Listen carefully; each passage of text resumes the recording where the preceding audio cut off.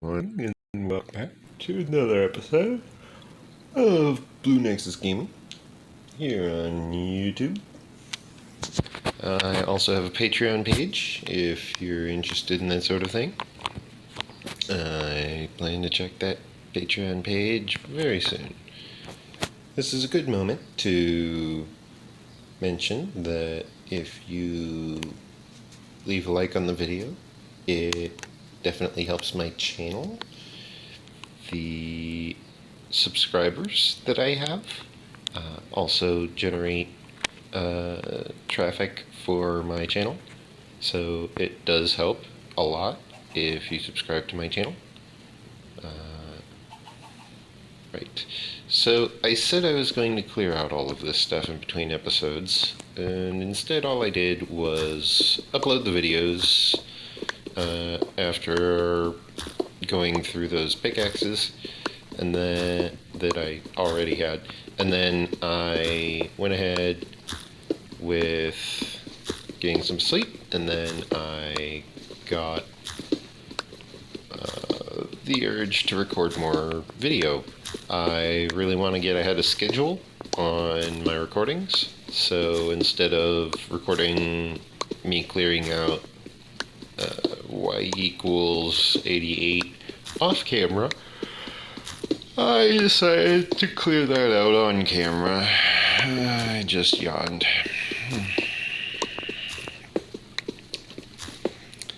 I literally just woke up, so my recording methodology might be just a wee bit off, but that's okay.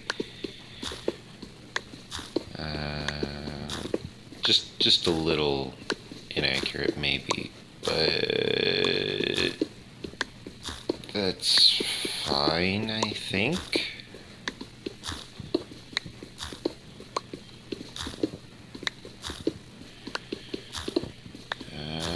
Then again, I'm not really doing much thinking this early in the morning. It's currently roughly 8 a.m. I plan to record up to noon, and then I expect my recording software to possibly crash if it's still running, simply by virtue of I have a notification that goes off every day at noon, and every day I get a notification, or every time that I get a notification while I'm recording, I have a tendency to have my recording just crash on me. The video seems to crash. It seems to be an issue either with my device, or it might be an issue with the recording software. I'm not sure which. I don't really bother enough to actually check which. The issue is something I can't really control either way. I can't fix the recording software because I already have it set to whatever it finds is the optimum recording method. So it's no use for me to fret over it. Therefore, I really should just go ahead and just not worry about it. Because if it's my device, then that means I have to spend money getting a new phone, which I don't have money to get a new phone. So if my phone breaks, then my phone breaks. It's that simple. If my recording software is all messed up, then the recording software's app developers would need to fix that, because it's their app, not mine. You know?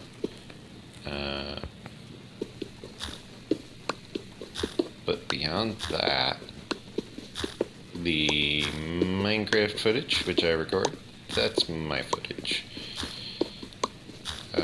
So I'll just keep repairing the videos so long as I am able to repair the videos.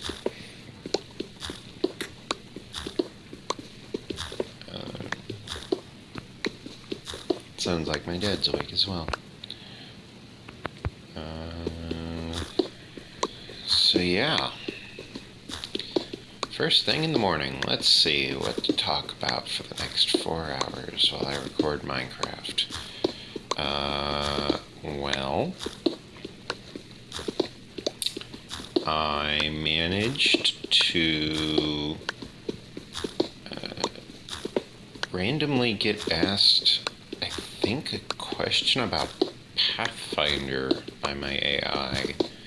Just randomly asked some questions like I've never played Pathfinder.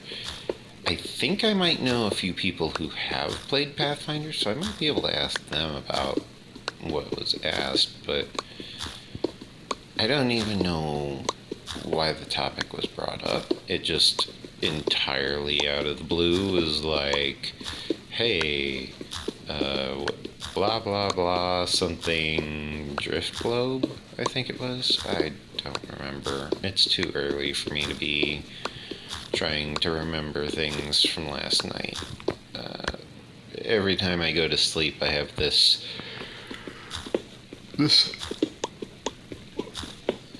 basically a mental reset that goes on, so I don't really have very much concept of what's going on, because everything just kind of, gets a little foggy for me. I don't think that happens to everyone. I think that's just me. It's not something I can do anything about, though, so I don't really mind it. I'm used to it. I grew up with it. It works great for helping me reset my mood on days when I find myself extremely angry. So I'm able to actually have good days every once in a while. Even when I'm not in the happiest of situations, I'll still be able to have a good day. Simply because I do not remember. And then eventually something will remind me and I'll remember, but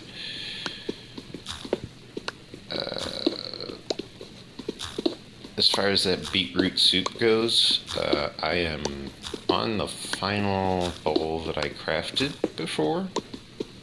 I am almost done with the beetroot soup, so beetroot soup is not exactly my go-to choice for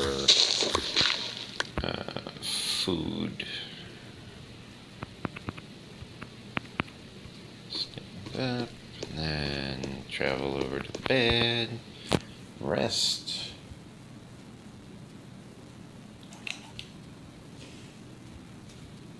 Yeah. There we see the lovely sunrise. We see a zombie burning over there. Ow. Oh, it's a skeleton. My mistake. Yep. They just burned to death in the sunlight, and then down they go. Looks like he dropped some bones, but nothing's going to pick it up. It's going to survive, at least. So, no worries. Hakuna Matata type of situation. It means no worries for the rest of my days. It's a problem-free philosophy. Hakuna Matata. Hakuna Matata. Hakuna Matata. Hakuna Matata.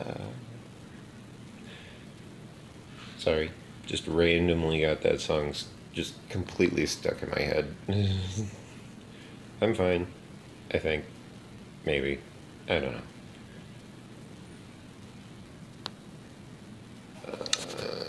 I do know is that I want to finish off carving out this, at least this layer, if not down to y equals 88.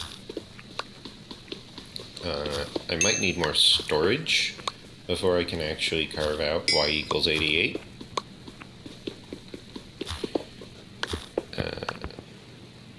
I'm getting better at referencing the XYZ coordinates.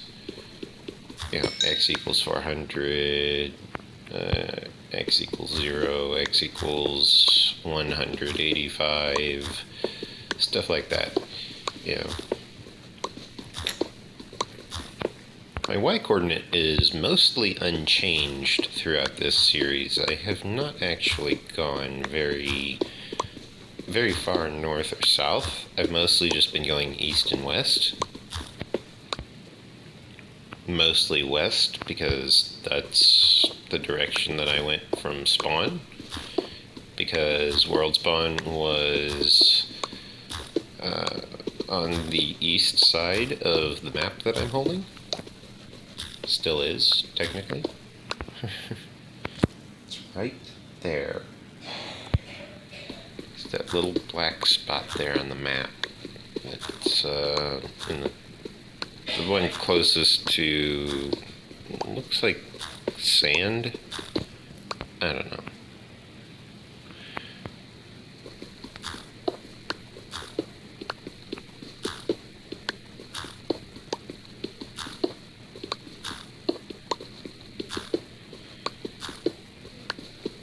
So yeah.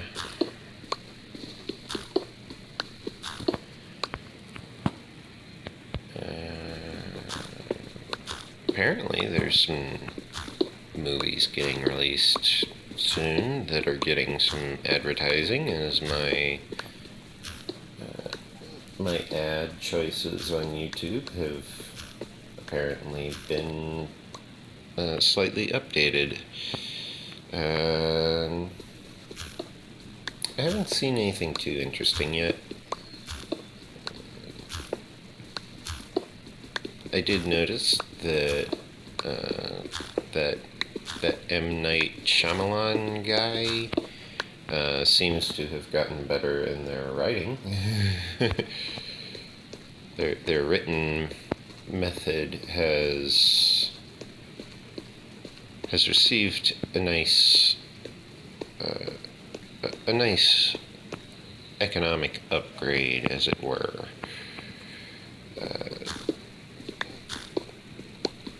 I think this movie that they release is going to do better than The Village. The Village was mostly just a cliffhanger.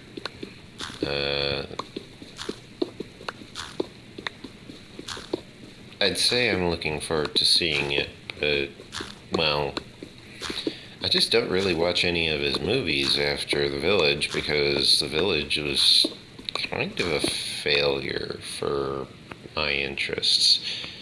I mean, it was a decent movie, but it's not my kind of movie, you know?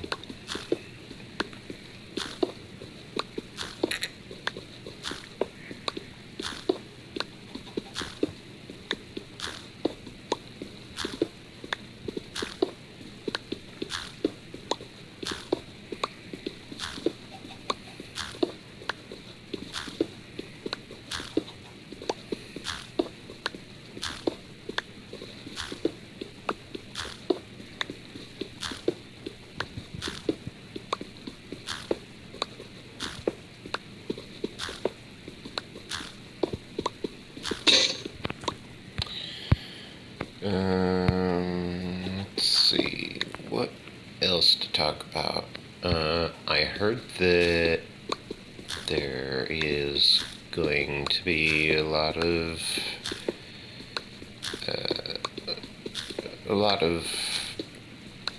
different things going on this year with video games, which is a good thing, because we kind of need more video games. I heard that Orcs Must Die 3 was apparently at one point a Stadia exclusive, but I've never played a single Stadia game, to be honest. I don't think I even have a TV that I can use with Stadia. I'm just stuck with my phone and my laptop, really. My laptop... let's put it this way. My laptop's processor maxes out when... well, almost maxes out when playing a video in... well, to give you an idea of how bad my laptop is, my laptop's processor has a tendency to max out when playing a video in 720 resolution with theater mode. Not even full screen, theater mode. Okay? Not normal mode, the standard player. Instead, I do theater mode because it simulates full screen without actually going full screen, which is good because in full screen, the processor maxes out while playing a 480 video, which means that there is really not much that can be done to upgrade my laptop because the processor is already almost the best possible laptop processor that I can get for its current chipset. On top of that, it's an integrated chipset, so that means they soldered the GPU onto the motherboard. They soldered the GPU onto the motherboard, meaning they took a soldering gun and some metal, and they heated up the metal really hot, and they made sure that the metal was holding the graphics processing unit onto the motherboard, and they integrated the GPU into the motherboard. So now they are one object. In order to remove the GPU from the motherboard, I must break that solder. If I break it wrong, I could break the entirety of the motherboard, or I could fry the processing unit. So the removal alone could break the entire machine. That being said, the best processor for that machine that I use is nowhere near as good as it would need to be in order for me to maintain any form of interest in acquiring the upgrade that I would want for my machine.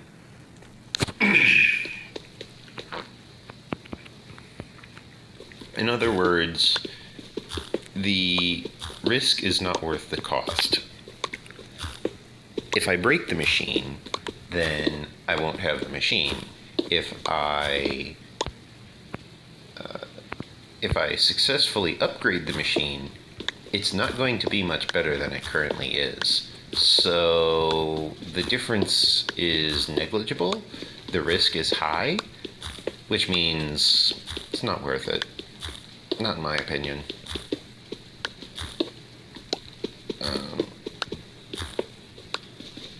It's not a human life. It's just a very, very old machine with a lot of operating system issues that need to be worked on.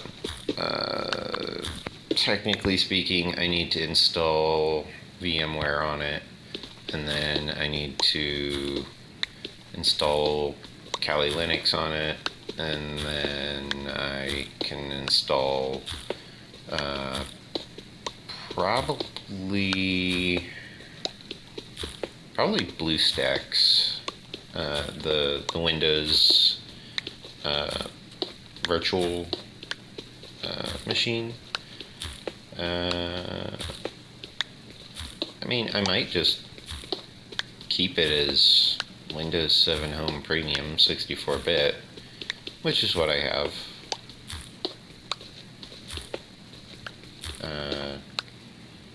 You know, it's a very old operating system, I know. Especially these days when everyone's running around on Windows 10, Windows 8, simply by virtue of they're the most stable thing that Windows has released, and everyone got free upgrades. And it's like, well, my machine can't run that operating system. It's just not possible for me to run that operating system. So if you want me to run that operating system, you're just performing wishful thinking. You know, the machine is not physically able. It's just not possible, you know. That being said, my capacity for basically min-maxing what my machine is capable of is actually decently good. I did look into it. I am able to actually play Final Fantasy 11 on my laptop. However, I probably want to fix what's wrong with my operating system first. Otherwise, I'm going to find myself basically fighting against my operating system for practically everything. Every time I encounter a new error, I would need to wonder, is it an error from the operating system, or is it an error from the game?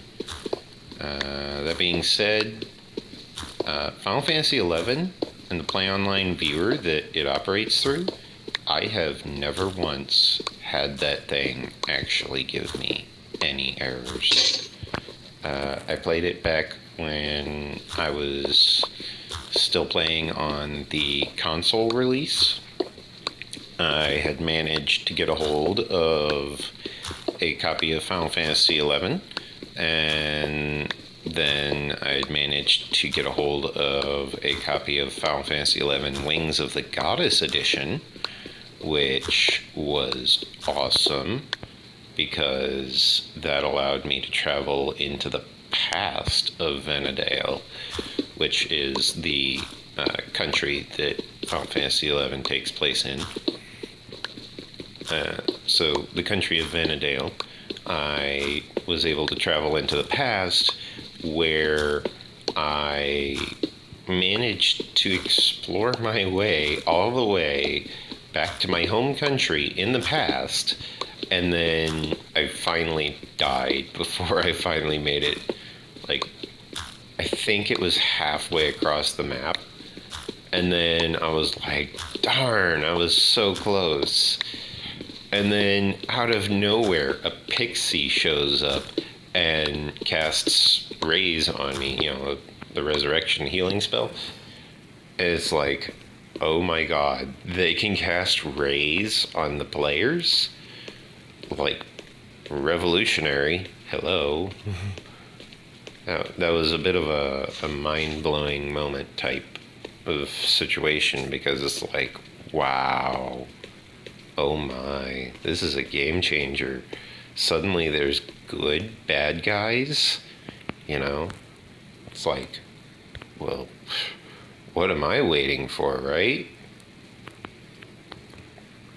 So I went ahead and I made it all the way back to my hometown in that game. And then I managed to find out that there was just a lot going on. like there was some kind of war. There was a bunch of bad guys, the orcs, the Quadovs, and the Yugao, I think, the bird people, whichever one was the bird people. Those guys were all the way over in Windhurst, so I wasn't very familiar with those guys.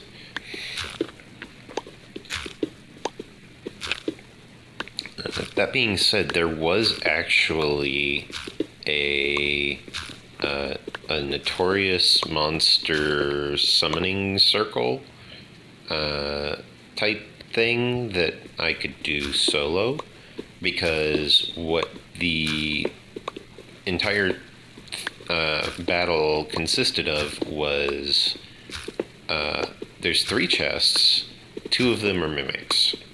Or maybe one of them's a mimic, but the odds are high that you will find the mimic. However, there is a chance that you will find the item instead of the mimic, and then if that happens, you just win instantly. Because the whole point of the battle is to get that item from the mimic. However, in order to do that, you would need to first beat the mimic. But if you, instead of trying to beat the mimic, find the item itself, then you will be rewarded with, a victory. And then that can build up your notorious monster burning circle points, I think it is. I think that's what it was called. I think it was, NMBC. No, that doesn't quite sound right. Maybe it was BCNM. So it was Burning Circle Notorious Monster, which means a unique monster that only spawns at the location marked as Burning Circle. There was another one over in the Windhurst side that could be done, but that required a lot more travel, because you had to go all the way to Windhurst first, and then from there you had to travel into their monster stronghold, which was a bit of a hike, even from the outpost, which takes you about, I want to say 10% the way there, because it's kind of off course, but it still gets you decently close. And then on top of that, you need to have enough, I think it was Beastman seals, in order to actually have the ability to spawn the monster. So I was sitting there going, oh yeah, I got used for Beastman seals. And everyone was like, oh, cool, because I just got like, a few thousand of them, and they're doing nothing in my storage. I have to store all of my items off my character because I have no use for them. I was like, oh, well, if we get any Beastman seals, feel free to give them to me, because I got a use for them. And they were like, oh, what do you use them for? I said, oh, I can solo this Burning Circle Notorious Monster sometimes. And they're like, wow, that's amazing. How do you do it? And I said, well, it's a mimic. So it's either I get the treasure or I get the mimic. If I get the mimic, it kills me. If I get the treasure, however, they're like, wait a minute. It's like, what? It's like, you're just going in there solo to see if you get the item instead of the mimic. Yeah, it works. I've actually gotten the item like 7 times. It's usually some synthesis materials, which I usually used right away. There were a few times where it was synthesis materials that I didn't need offhand, so I didn't use them right away, but I did end up either using them or selling them for a lot of money. And when I say a lot of money, I mean like I would take 1 or 2 crystals and sell them for 1 or 2,000 gold. which on some servers sounds like just nothing. Okay, 1 or 2,000? Ha! You know, there are some servers where certain crystals reached prices per crystal, not per stack of crystals, per singular crystal. The price reached upwards of 100,000 gold. And it's like, wow, that's expensive. And then I looked up how to get the crystal, and it's like, okay, first off, you have to be able to fight light elementals. It's like, wait, first off, I need to be able to fight an elemental, okay? The easiest elemental that I know of is an elemental that is a water elemental at level, I think it was level 12 you could solo it. But then, like, even then, you were risking losing pretty heavily because the elemental hits like a truck. You need to have your gear properly sorted out, you know, the best gear you can possibly get for your level equipped, or at least very close to the best that you can equip for your level. And then on top of that, you need to have all of your moves off of cooldown because you're going to need your 2-hour ability. You're going to need all of the tricks that you can possibly muster. For example, if you're a blue mage, you're going to need your MP fully regenerated. You're going to need your stone skin active. You're going to possibly even need an actual MP regeneration item. Or something to recover your magic mid-fight. One or the other. Let's see, what else? You're going to need to make sure you know the move Pollen, because that's very useful. It's like one of the most overpowered blue mage moves there is. It's essentially Cure Wounds, except it's only targeting self. If you're wanting to use, it's essentially Cure 1, but you're only targeting yourself. If you want to use Dungeons and Dragons terms, it's essentially Cure Wounds. Instead of Healing Word, it's Cure Wounds, but you're only targeting yourself. So it's very limited in usefulness because it only affects you, but at the same time, that's 90% of the blue mage buffs. You know, like Stone Skin. You can't cast Stone Skin on other people. I don't think there's a way to cast Stone Skin on another person. But there is a way to cast Stone Skin on yourself. There's a way to cast Earth Spikes, which in Final Fantasy is actually different from Dungeons and Dragons. Because in Dungeons and Dragons, Earth Spike is an attack move. In Final Fantasy, however, it's a defense move. It's essentially Thorns enchantment from Minecraft. So my helmet, for example, has thorns. If I were to take damage from an enemy, the enemy takes damage as well. Based on, I think, if I remember right, it's based on the level of the enchantment.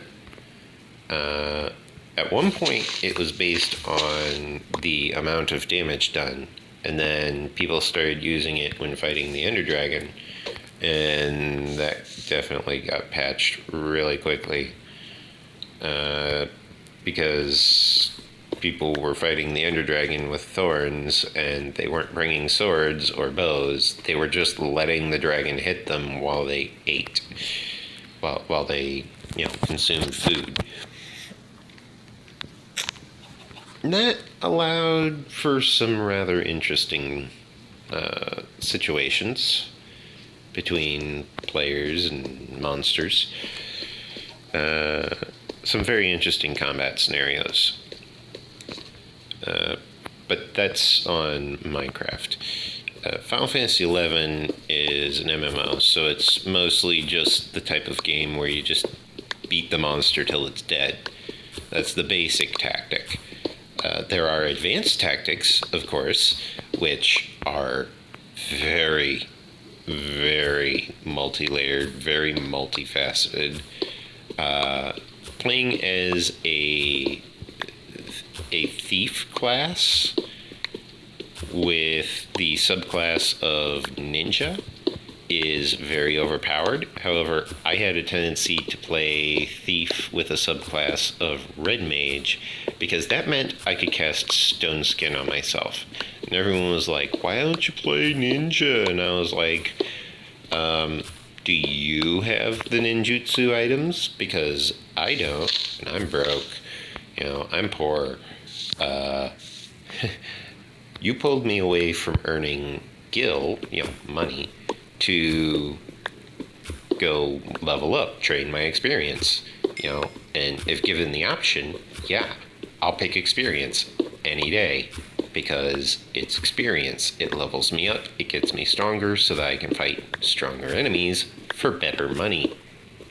On top of that, I was very close to getting the Treasure Hunter 3 ability, which is very useful for a thief, because that means that instead of a 12.5% chance of getting a giant stinger, I would have something closer to a 20% chance, so 1 in 5 would give me the item I needed for my alchemy training, which, as you may have guessed, is very useful, because, yeah, alchemy is just plain useful. There's really no other way to put that. I mean, alchemy is useful. Okay. That is a dirt block in there. Can I access that? I cannot. There's a dirt block in there because the Enderman apparently stole the block diagonally from there, and it's like, how do they keep doing that? Like, I can barely reach this place. How are they reaching this place? Ow. I missed. I wanted one of the higher up platforms and I missed.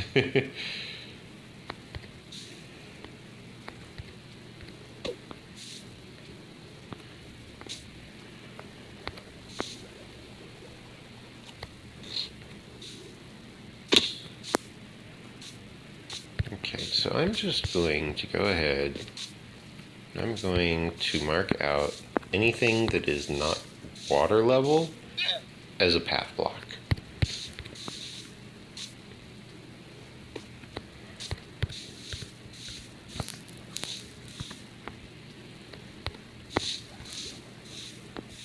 It's going to definitely eat through a lot of this shovel, but I don't care because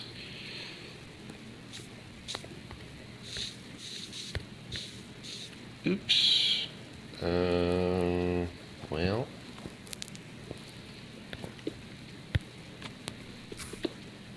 there we go. Fix that. You seem to have become discontented and lost track of your owner, so I'm going to go ahead and help you respawn. Was that a zombie I just heard? Possibly. Don't know. Don't really care. You seem to have become separated from your owner as well.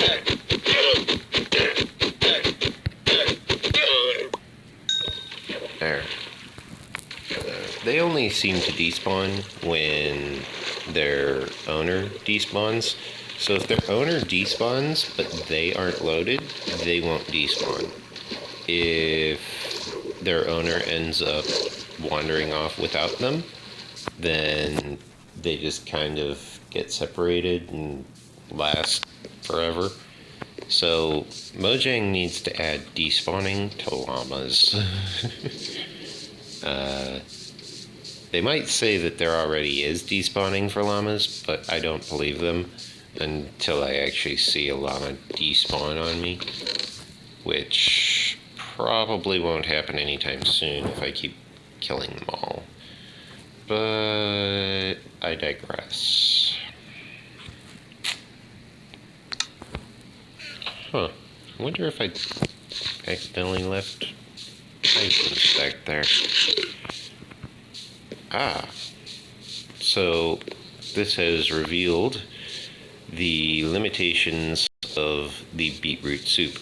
Beetroot soup apparently heals 5 points of hunger, which is good, except I needed 6.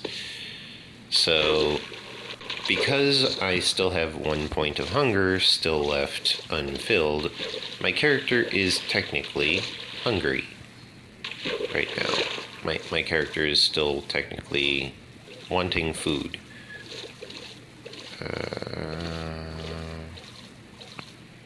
Yeah, I'm not seeing a lead or anything on the ground here.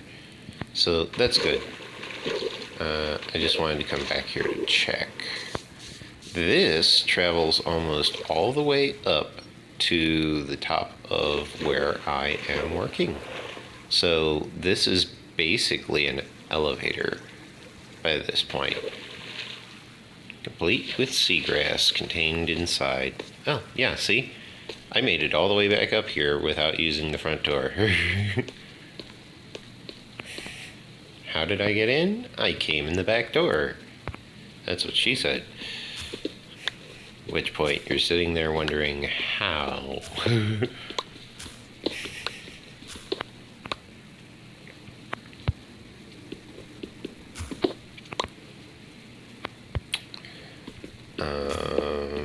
Yeah, the various aspects of Final Fantasy XI are definitely debatable when it comes to player economy, because as I mentioned in previous episodes of my Minecraft series, I think it was about a week ago, I mentioned that the player economy is mostly in shambles in Final Fantasy XI because there's just real money trading everywhere. So there is just trillions of gold being traded amongst players. And this scales exponentially when at lower levels. It scales down some, but when you're getting a copper ore and you can turn around and sell that copper ore for, 7,000 gold, yeah, most people would take the 7,000 gold as opposed to the roughly 40 that the NPC offers. Eventually it gets to the point where it's quite obviously not a worthwhile endeavor to go trading with the NPC when you're trying to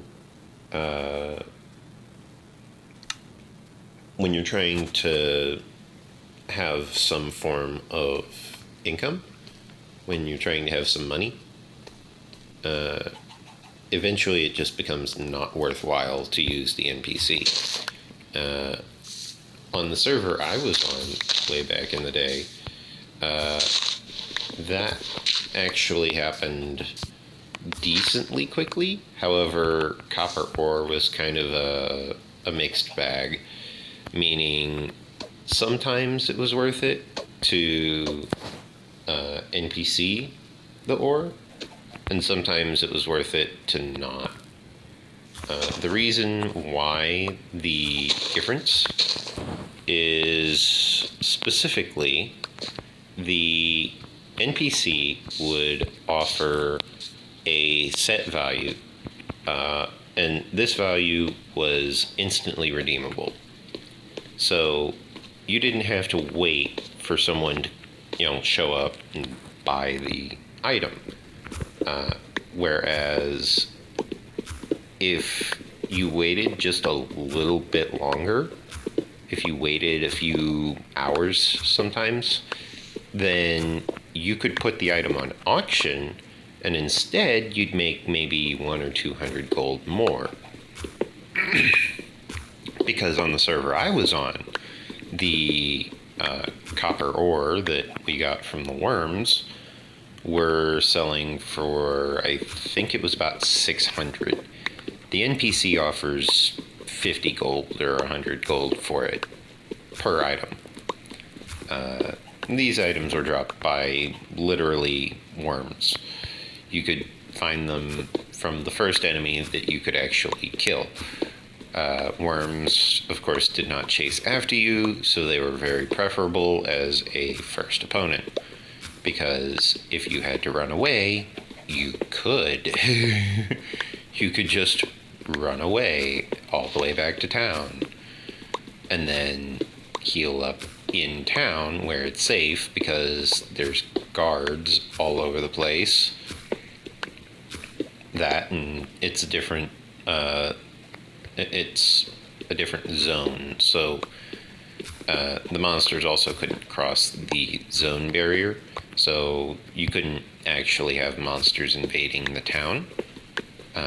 They were restricted from entering the town, mostly by the NPC guards, who were sitting there going, "No, you can't come in."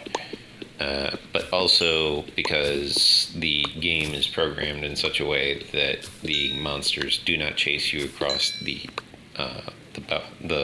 borders of the loaded zones. So fighting near zone boundaries was actually a very common tactic when you're in an area that you are extremely underpowered for, that you're extremely underleveled for. However, there were a few areas where people would not utilize the loading zones as a part of their battle plan. There were very few, but there were some. There we go.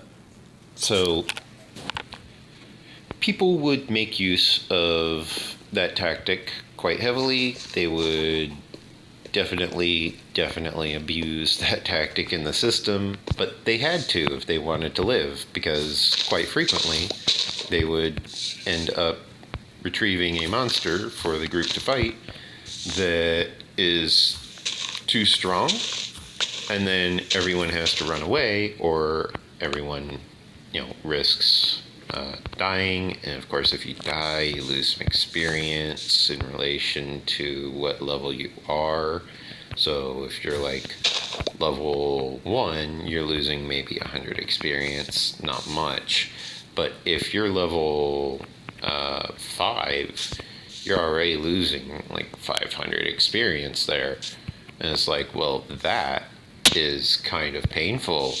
If you're losing 500 experience from one death, that kind of sucks, That's 5 fights of an opponent at equal strength. That's pretty tough. It takes a lot of time to beat down an opponent of equal strength.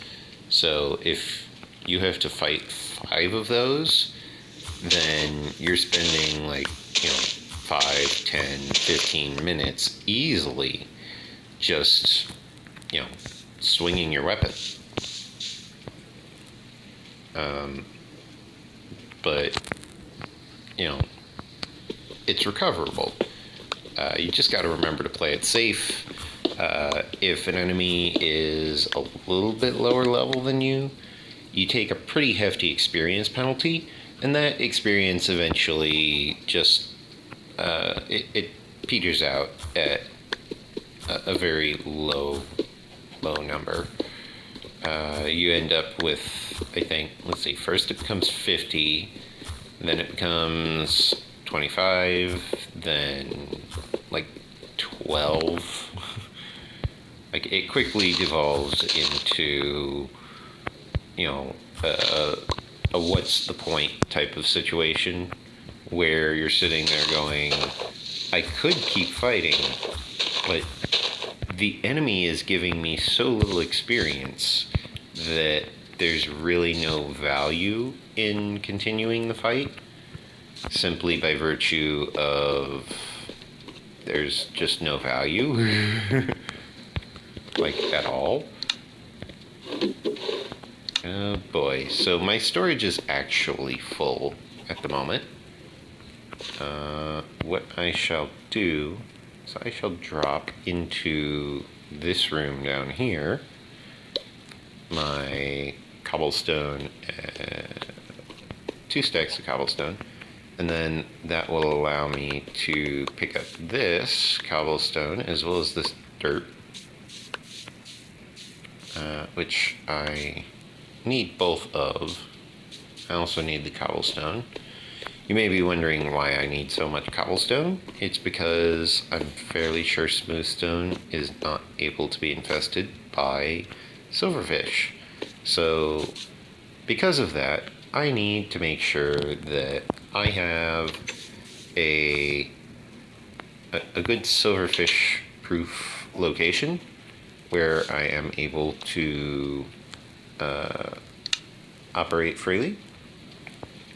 So I shall put down this dirt, craft some slabs. I'll craft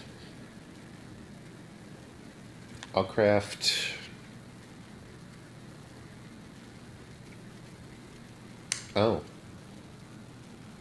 what am I missing? I'm missing sticks. I need more sticks. Okay, so that's enough for 5 more, so I have 15.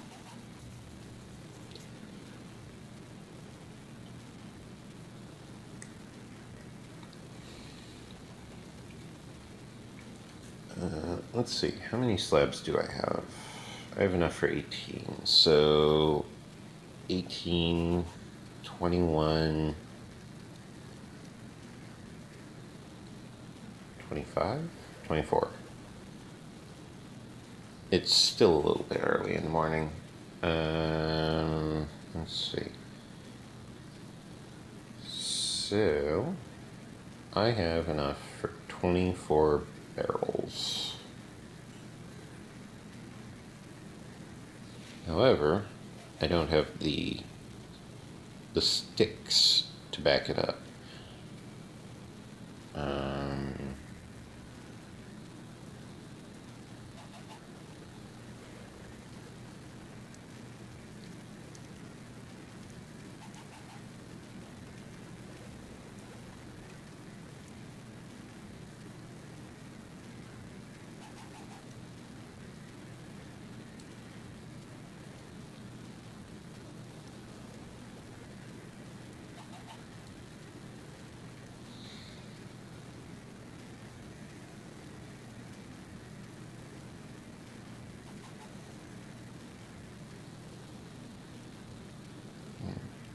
Okay.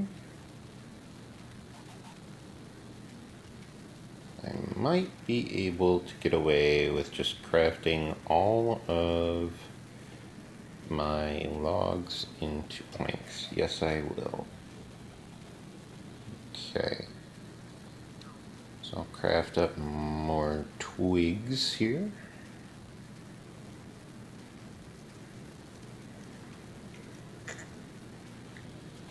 Craft up more barrels.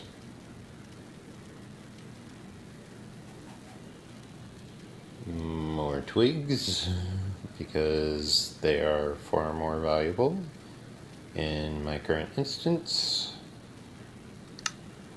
Then I can finally pick up the dirt again. I want to refresh the timer on these items in here. However, first I want to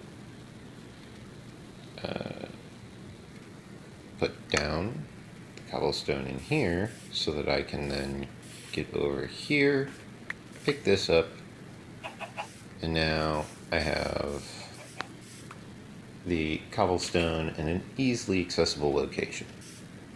Also, I can store the dirt over here.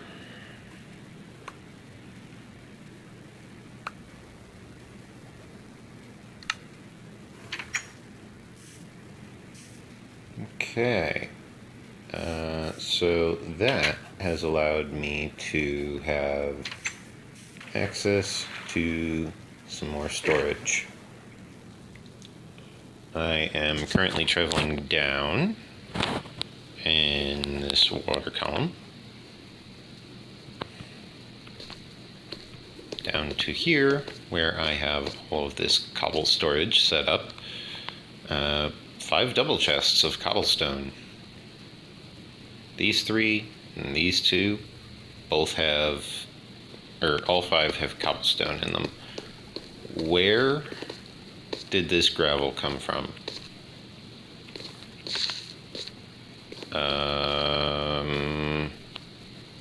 That's new.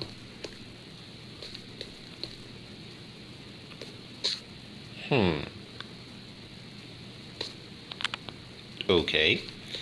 I need a cobblestone storage room because I still need to push back this wall all the way to y equals 0.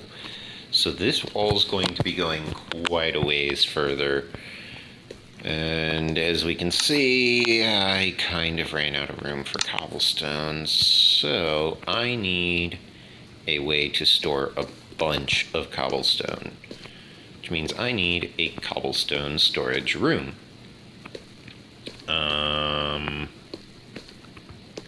This is a good time for me to grab some smooth stone for decoration, so that I can actually build this thing. I want to build, let's see, I'll leave that much room around the water column.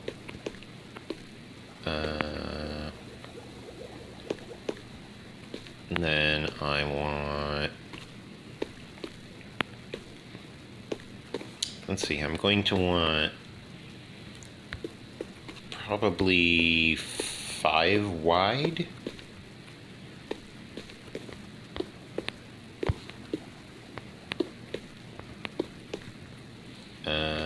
Oh, right. I want the corners as well. So, I want 7 wide.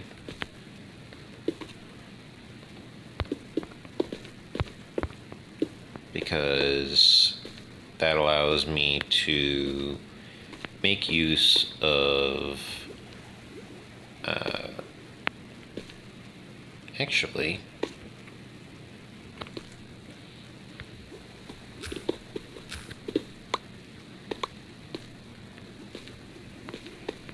let's see, if this all becomes double chests later, then that means that, how tall is this? Let's see, 1, 2, 3, 4, 5. So if this is a 7 by 5, that would be, well, 7 divided by 2 is 3.5, times 10 is 350, or no, 35. Times 100 would be 350. So 7 times 5 is 35. Okay, so that's 35 storage for cobblestone. That means I will have a lot of storage chests in this area later.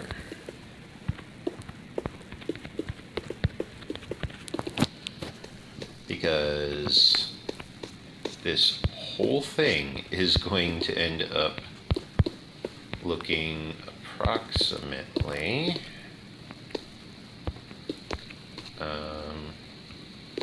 well, this is awkward. Hey you, I need more experience. Thank you. I didn't actually need more experience, but I did need the items. So if this is a double chest worth with one overhang, that would be actually, I kind of like it with this look.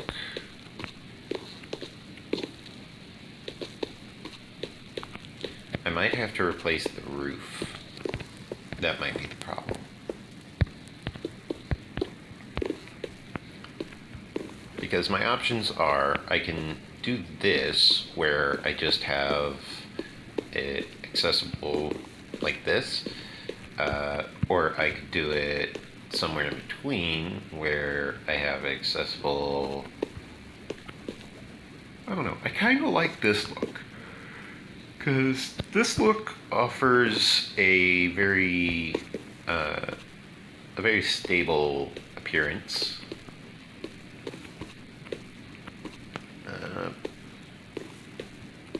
Plus, it doesn't really overlap with the diorite.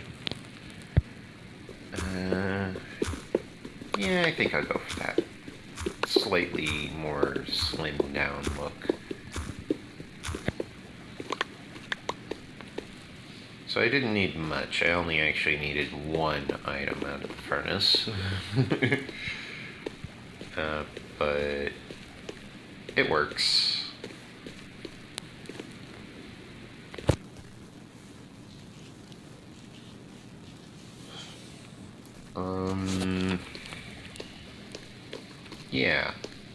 Yeah, I kind of like this. So I will fill in these barrels because I need so much more storage.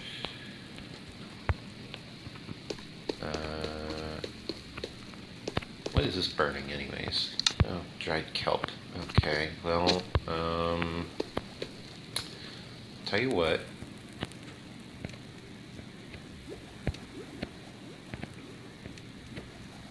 You go there, and then I'll pull you out. No, wait. First you go there, then I pull you out. You reload with the coal that I just placed in the hopper. Then I pull you out, and you reload with the coal that I just placed in the hopper. And now you won't burn through all of the kelp in the process.